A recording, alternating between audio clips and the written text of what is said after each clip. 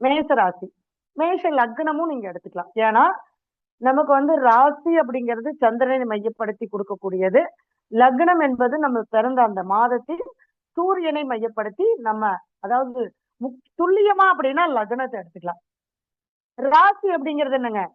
ராசி வந்து ஒரு ஒரு குழந்தை, இன்னைக்கு ஒரு குழந்தை பிறக்குது அப்படின்னா, இன்னைக்கு திருவோண நட்சத்திரம் மகர ராசியில சந்திரன் போயிட்டு இருக்காரு அப்படின்னா, இன்னைக்கு பிறக்கிற எல்லா குழந்தைக்குமே திருவோண நட்சத்திரம் மகர ராசி தான். ஆனா அது பிறக்கக்கூடிய நேரம் அந்த 2 மணி நேரத்துக்கு ஒருக்கா லக்ன புள்ளி, லக்னம் மாறும். அது இன்னும் கொஞ்சம் நம்ம டெப்தா போனா லக்ன புள்ளி நிக்கக்கூடிய நட்சத்திரம், அந்த டிகிரி, இதெல்லாம் நம்ம பார்க்கும்போது நம்ம துல்லியமா அதனுடைய விஷயங்கள் என்னன்றதை நம்ம சொல்லலாம். இப்ப நம்ம அந்த 12 லக்னத்துக்கு உண்டான விஷயங்களை நம்ம பார்ப்போம். அதுதான் அவங்களுக்கு பர்மனன்ட்டுங்க. அதாவது நான் இப்ப சொல்றது என்னன்னா, இந்த 12 லக்னக்காரங்களுக்கும் நம்ம ராசியும் கொஞ்சம் எடுத்துக்கலாம். ஏன்னா நம்ம இந்த ராசியில பிறந்திருக்கோம் இல்லையா, அதனால ஒரு 50% நம்ம எடுத்துக்கலாம். ஆனா முழுக்க முழுக்க லக்னம், லக்னத்தை பேஸ் பண்ணிதான் நம்ம இந்த ஜாதகர் அனுபவிக்கிறார். உயிர் இல்ல, உடம்பு இல்லைன்னா இந்த லக்னம் இல்லை, இல்லைங்களா? அப்ப அந்த உயிரை நமக்கு கொடுக்கக்கூடியது சூரியன், அப்பா.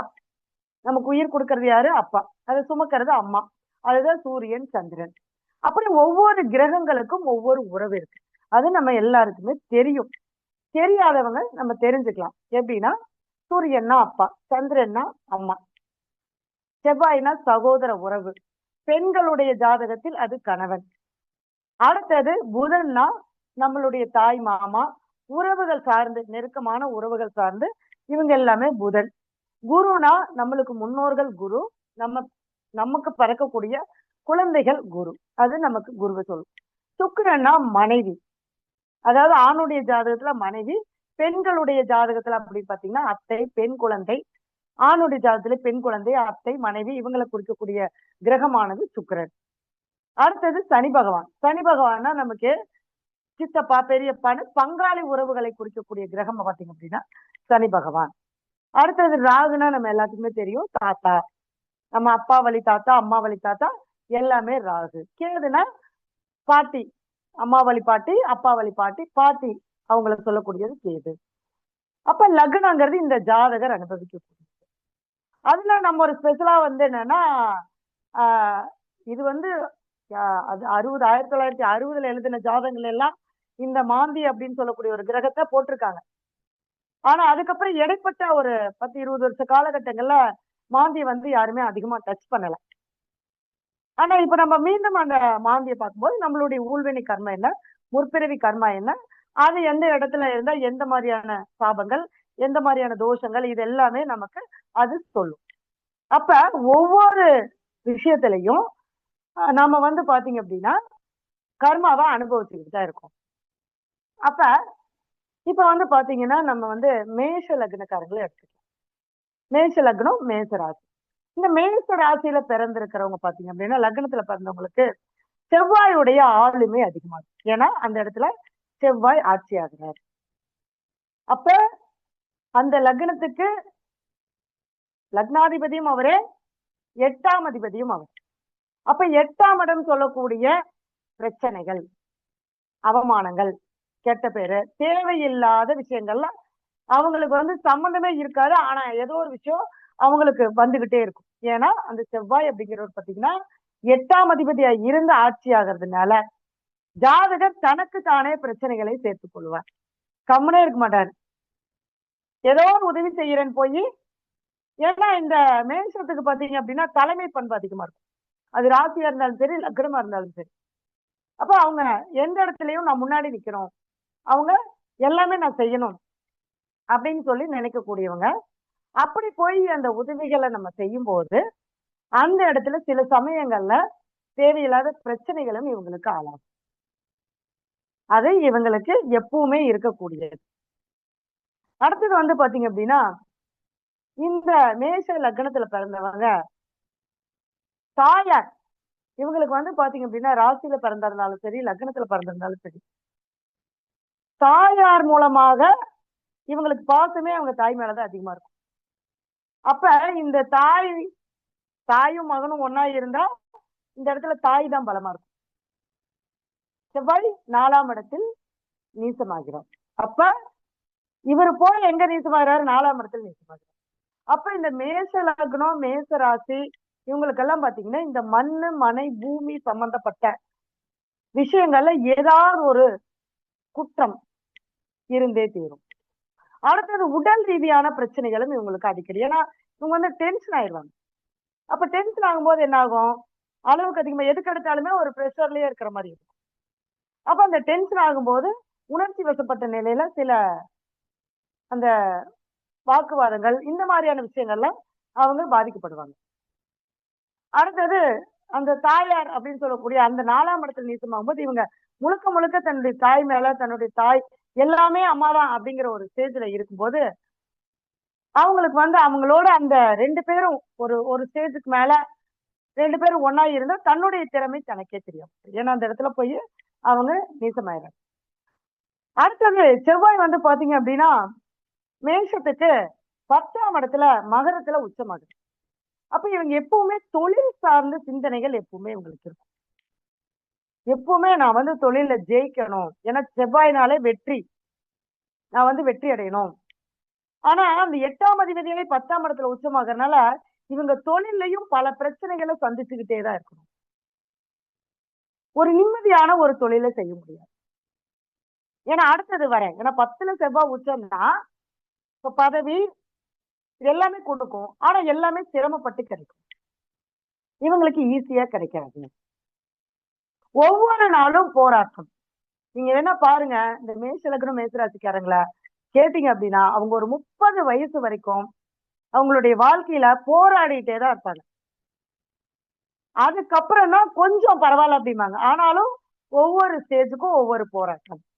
அவங்களுக்கு நார்மலா ஈஸியா கிடைக்கிறது கூட அவங்களுக்கு ஈஸியா கிடைக்காது. கஷ்டப்பட்டு தான் அவங்களுக்கு அது கிடைக்கும்.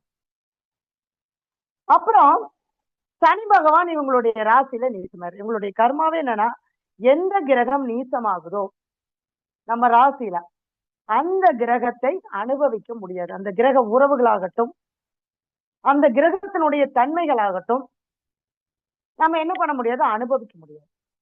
அதுக்கான ஒரு ஏக்கம் எப்பவுமே இருக்கும். அப்ப சனி அப்படின்னா யாரு நமக்கு? இந்த மேஷ ராசி மேஷ லக்னத்துக்கு பாத்தீங்க அப்படின்னா சனி பகவான் 10, 11ஆம் அதிபதி. நீங்க வந்து பாதகமும் அங்க வேலை செய்யும். பாதகாதிபதி தன்னுடைய லக்னத்துல மேஷத்துல நீக்கமாயிடுறாங்க. அது ஒரு வகையில நமக்கு பிளஸ். ஆனா சனி பகவானா இருக்கிறதுனால தொழிலுக்குடையவரும் அவரே தான். அவங்க ஒரு வேலைக்கே போனாங்கனாலும் எல்லாருக்கும் கிடைக்கக்கூடிய அந்த அங்கீகாரம், எல்லாருக்கும் கிடைக்கக்கூடிய ஊதியம், சம்பளம் இவங்களுக்கு கம்மியா தான் கிடைக்கும். எல்லாருக்கும் ஒரு 25,000 சம்பளம்னா இவங்க போனாங்கன்னா இவங்களை பார்த்தோன்னா 20,000 தான். அப்ப அந்த ஊதியத்துக்காக அந்த வேலைக்காக அவங்க கஷ்டப்பட்டு உழைப்பாங்க. ஏன்னா அங்க சனி நீசமா இருக்கும்போது என்னன்னா கண்டிப்பா அவங்களுடைய அந்த உழைப்பு அப்படிங்கிறது அதிகமா போட்டுதான் ஆகணும். ஆனா அந்த அதிகமா போடுறதுக்கான பலன் அந்த இடத்துல அவங்களுக்கு கிடைக்கும். அப்ப அதுவே அவங்களுக்கு வாழ்க்கையில ஒரு ஏக்கமாகவும் ஒரு போராட்டமாகவும் இருக்கக்கூடிய ஒரு அமைப்பு இந்த சனி பகவான் உங்களுடைய ஜாதகத்துல கொடுக்குறாரு. அப்ப சனி பகவான்னா பங்காளிகள், சித்தப்பா பெரியப்பா இவங்களுடைய சப்போர்ட் கிடைக்குமானா கண்டிப்பா கிடைக்காது. ஏன்னா எல்லாம் போறதுக்கு பாத்தீங்க அப்படின்னா ஒரு அண்ணன் தம்பி பசங்க இருக்காங்கன்னா சித்தப்பா பெரியப்பா எல்லாம் ரொம்ப சப்போர்ட் பண்ணுவாங்க. என் பையன் மாதிரி, என் பையன் அவன், அவனுக்கு என்ன வேணாலும் செய்வேன். தன்னோட பையனுக்கு கூட செய்ய மாட்டாங்க, அவங்க பையனுக்கு செய்வாங்க. அந்த மாதிரி இருக்கக்கூடிய எந்த விதமான இதுவும் இவங்களுக்கு கிடைக்காது. அப்ப பங்காளிகள் வழியில், உறவுகள் வழியில் இவங்களுக்கு என்ன கிடைக்காதுங்க? அந்த பாசமாகட்டும், அவங்களுக்கு செய்யக்கூடிய ஒரு நல்ல விஷயமாகட்டும் இவங்களுக்கு அதை அனுபவிக்க முடியாது. இதுதான் அவங்களுடைய பிறப்பின் கர்மா. அடுத்தது வந்து பாத்தீங்க அப்படின்னா இவங்களுக்கு எண்ணங்கள், ஆசைகள் பிரம்மாண்டமான முறையில இருந்தாலுமே கூட இவங்களால அதை செயல்படுத்த முடியாது. இவங்களுக்கு பாத்தீங்கன்னா வெளியூர், வெளி மாநிலம், வெளிநாடு இந்த மாதிரியான விஷயங்களுக்கு எல்லாமே போகக்கூடிய அமைப்பு இருக்கும். ஆனா ஒரு சிலருக்கு பாத்தீங்கன்னா போகக்கூடிய அமைப்பு இருந்தா அந்த ராகு வச்சு நம்ம சொல்லுவோம். அந்த அமைப்பு இருந்தா போயிடுவாங்க. ஆனா அங்க போய் கஷ்டப்படுவாங்க. ஏன்னா மேஷத்தில் நமக்கு ராகு கேது பகை. அப்ப இந்த மாதிரியான அப்ப அவங்க தாத்தா பாட்டி சொத்தை அனுபவிக்க முடியுமானா அனுபவிக்க முடியும். ஏன்னா ராகு எதனால தாத்தா பாட்டியா, அப்ப அவங்களுக்கு அந்த சொத்து கிடைக்குமா அப்படின்னா 5ஆம் அதிபதி சூரியன் மேஷத்துல உச்சமாகிறாரு. சொத்து இருக்கும், ஆனா நம்ம அனுபவிக்க முடியுமானா அனுபவிக்க முடியாது. ஏன்னா அந்த பூர்வீக சொத்தை அந்த ராகு கேதுதான் நமக்கு நிர்ணயம் பண்றது. அப்ப தாத்தா என்ன பண்ணுவாரு, சண்டை போட்டு தாத்தா கிட்ட சொத்து வாங்குற மாதிரி இருக்கும். ஆனா இவங்களுக்கு இதெல்லாம் மைனஸ் ஆயிருந்தாலுமே கூட ஒரு வகையில இவங்களுக்கு திருமணத்திற்கு பின்னாடி இவங்களுடைய வாழ்க்கையானது சூப்பரா இருக்கும். அவங்க வாழ்க்கை திருமணத்துக்கு அப்புறம் தான் ஒவ்வொரு காலகட்டமா நம்மளுக்கு உயர்ந்து வரக்கூடிய அமைப்பு இவங்களுடைய அந்த லக்னப்படி அவங்களுடைய கர்மாங்கிறது அதுதான். அப்ப நல்லா அதுக்கு குழந்தை, அதாவது குழந்தை பிறந்துருச்சு அப்படின்னா இன்னும் சூப்பரா இருப்பாங்க. அப்ப ஏன்னா 5ஆம் அதிபதி சூரியன் உச்சமாகிறார். அப்ப இவங்க கல்யாணம் ஆகி குழந்தை பிறக்கிற வரைக்கும் இவங்களுடைய வாழ்க்கையில போராட்டம், கடுமையான போராட்டங்கள் இருக்கும். அதுக்கப்புறம் தான் இவங்க என்ன பண்ணுவாங்க, கொஞ்சம் கொஞ்சமா படிப்படியாக முன்னேறிட்டு வரக்கூடிய காலகட்டங்கள் இவங்களுக்கு வரும். இவங்களுக்கு இந்த சனியுடைய கர்மாவை நிவர்த்தி பண்ணி தொழில் நமக்கு நல்லா இருக்கணும் அப்படின்னாங்கன்னா இவங்க பிறந்த மாசத்துல, பிறந்த நட்சத்திரத்துல, வருஷத்துல ஒரு முறை திருக்கொள்ளிக்காடுல இருக்கக்கூடிய சனி பகவான வழிபாடு பண்ணிட்டு வரணும். அது இல்லாம இவங்களுக்கு சனி நீசமா இருக்கிறதுனால மாசத்துல முதல் சனிக்கிழமை ஒரு 300 ரூபாய்க்கு சில்லறை காயின் எடுத்து அதை தர்மம் பண்ணிட்டு வரணும். இல்ல 30 ரூபா, அவங்களுக்கு நமக்கு எப்ப முடியுமோ. நமக்கு 300 ரூபாய்னு அம்மா சொல்றாங்க, எங்களுக்கே வழி இல்ல, நாங்க எப்படி பண்றது அப்படின்லாம் நினைக்க வேண்டாம். 30 ரூபாய்க்கு சில்லறை காயின் மொத்தத்துல கொண்டு போய் நம்ம சனிக்கிழமை சாப்பாடு வாங்கி கொடுத்து, தண்ணி வாங்கி கொடுத்து, உடல் ஊனமானவர்களுக்கும் முடியாதவர்களுக்கும் எப்பவுமே தானம் எப்படி பண்ணணும் அப்படிங்கறத நம்மளுக்கு புராணங்கள் சொல்லுது. அப்படின்னா தேவைப்படுறவங்களுக்கு மட்டும்தான் அது கொடுத்தாதான் அதுக்கு தானம். தேவைப்படாதவங்களுக்கு, அது அன்பா இருக்கட்டும், பொருளா இருக்கட்டும், சாப்பாடா இருக்கட்டும், பணமா இருக்கட்டும், தேவை இல்லாதவங்களுக்கு நம்ம கொடுக்கும் போது அது அந்த இடத்துல அவங்களுக்கும் பிரயோஜனம் இல்லை, நமக்கும் பிரயோஜனம். அது அங்க தர்மத்தின் வழியிலேயே நமக்கு வராது அப்படின்னு நம்மளுடைய புராணங்கள் நமக்கு சொல்றாங்க. சரிங்களா?